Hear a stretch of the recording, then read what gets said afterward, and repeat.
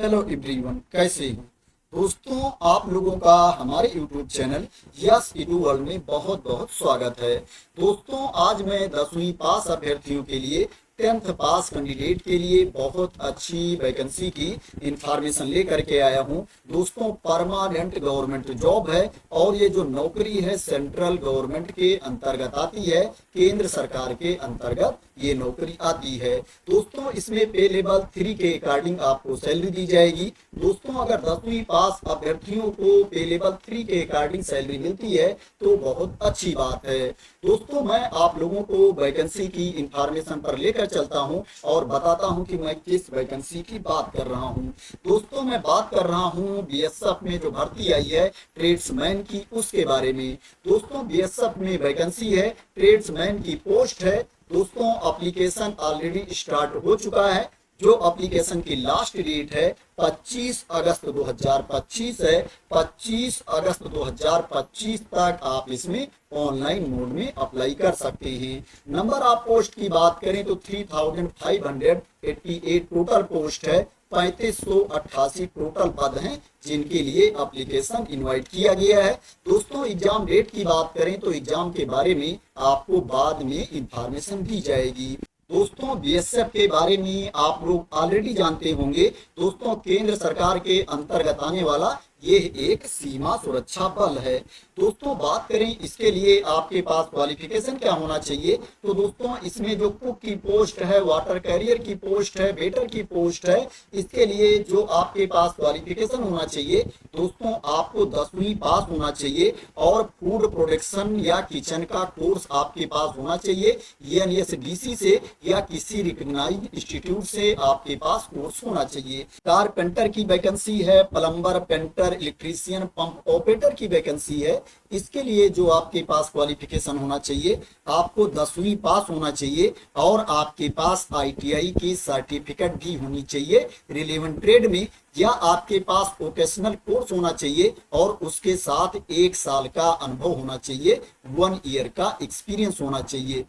Cobbler की vacancy है, Taylor, washerman, barber, sweeper, फौजी की वैकेंसी है। इसके लिए जो आपके पास क्वालिफिकेशन होना चाहिए, आपको 10वीं पास होना चाहिए या इसके समकक्ष क्वालिफिकेशन आपके पास होना चाहिए। और यहाँ पर जो ट्रेड है इसमें आपको एक्सपर्ट भी होना चाहिए, प्रोफिशिएंट होना चाहिए आपको रिलेवेंट ट्रेड में। इसके लिए आपको ट्रेड टेस्ट भी देना पड़ेगा। इसमें जो आपको सैलरी पे की जाएगी, पे लेवल 3 के अकॉर्डिंग आपको सैलरी पे की जाएगी। अब दोस्तों, बात करते हैं इसमें आपकी एज कितनी होनी चाहिए। तो दोस्तों, इसमें जो मिनिमम एज है 18 ईयर्स है, 18 साल है, और जो अपर एज लिमिट है 25 ईयर्स है, 25 साल अधिकतम उम्र सीमा है। और जो एज की गणना की जाएगी, एप्लीकेशन की लास्ट डेट को एज की गणना की जाएगी 25 अगस्त 2025 को। आपकी उम्र 18 साल से कम नहीं होनी चाहिए और 25 साल से ज्यादा नहीं होनी चाहिए।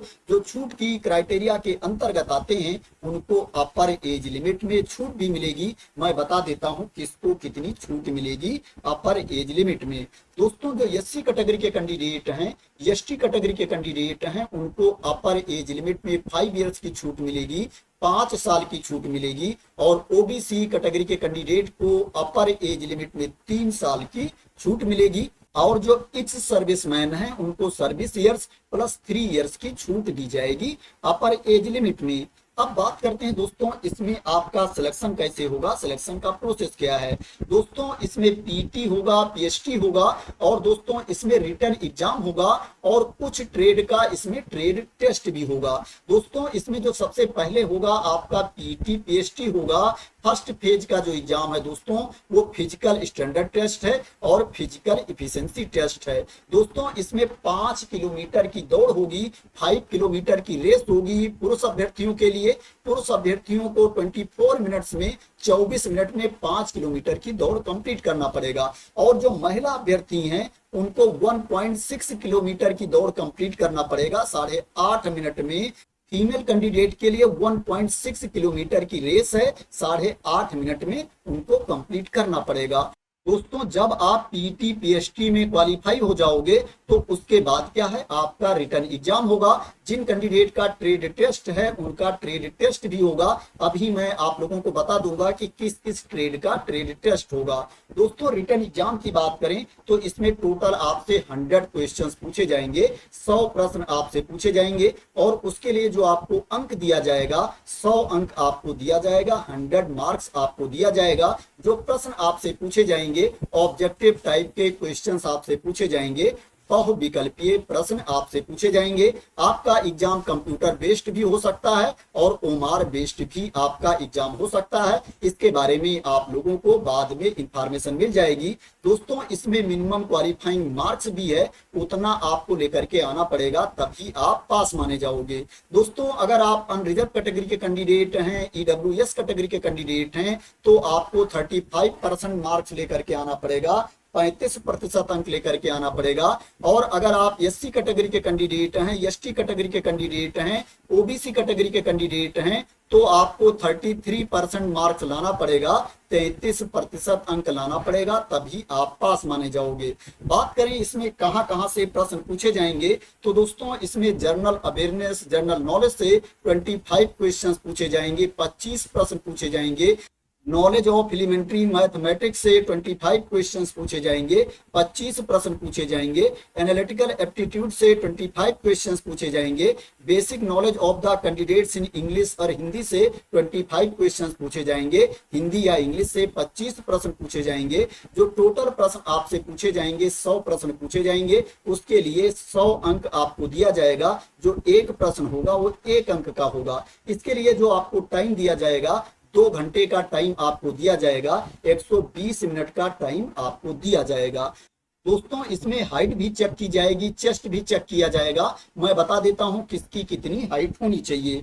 दोस्तों जो मेल कैंडिडेट हैं, पुरुष अभ्यर्थी हैं, उनके लिए जो मिनिमम हाइट है 165 सेंटीमीटर है, 165 सेंटीमीटर मिनिमम हाइट है। और जो चेस्ट है 75 सेंटीमीटर है मिनिमम। जो आपका सीना होना चाहिए 75 सेंटीमीटर से कम नहीं होना चाहिए। और फुलाने के बाद जो आपका सीना होना चाहिए 80 सेंटीमीटर से कम नहीं होना चाहिए। जो आपके सीने में फुलाव होना चाहिए 5 सेंटीमीटर का फुलाव होना चाहिए। और जो आपकी हाइट होनी चाहिए मिनिमम 165 सेंटीमीटर होनी चाहिए। ये उन कैंडिडेट के लिए है जिनको हाइट में छूट नहीं मिलती है। जिनको हाइट में छूट मिलती है उनको छूट भी दी जाएगी। फीमेल कैंडिडेट की बात करें, महिला अभ्यर्थियों की बात करें तो उनके लिए जो मिनिमम हाइट है 155 सेंटीमीटर है। महिलाओं की जो न्यूनतम ऊंचाई है 155 सेंटीमीटर है। और जो चेस्ट है वो फीमेल कैंडिडेट के लिए एप्लीकेबल नहीं है। फीमेल कैंडिडेट का चेस्ट मेजर नहीं किया जाएगा। जो छूट के क्राइटेरिया के अंतर्गत आती हैं फीमेल कैंडिडेट, उनको क्या है हाइट में छूट भी दी जाएगी। मैं बता देता हूं किसको कितनी छूट दी जाएगी, आप लोगों को दिखा देता हूं।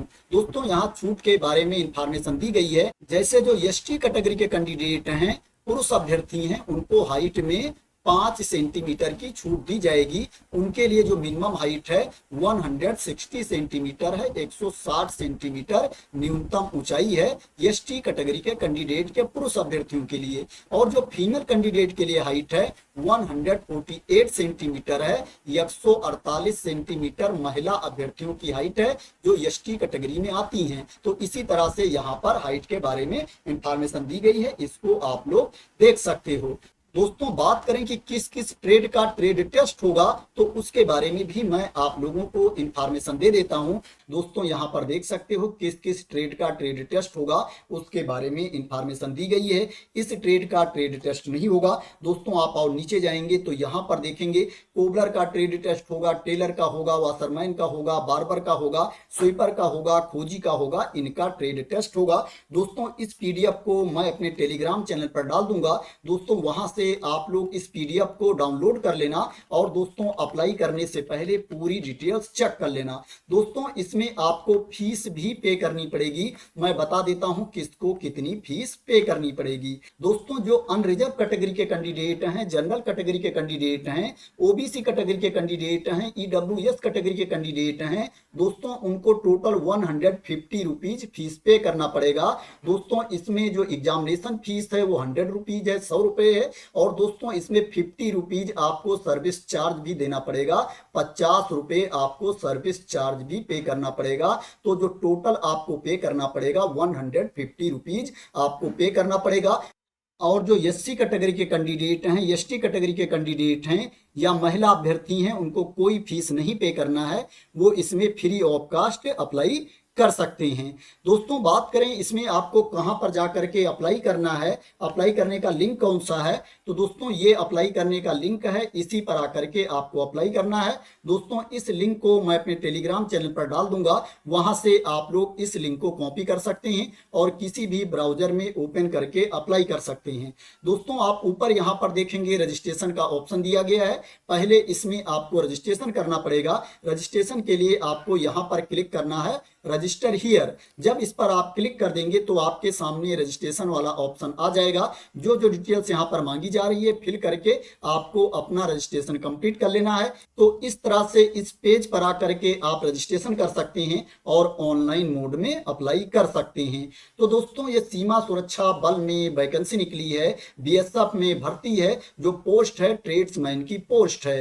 दोस्तों आशा करते हैं कि आपको इस वैकेंसी के बारे में क्लियरिटी मिल गई होगी और आप लोग मेरे द्वारा दी गई इंफॉर्मेशन से सेटिस्फाई होंगे।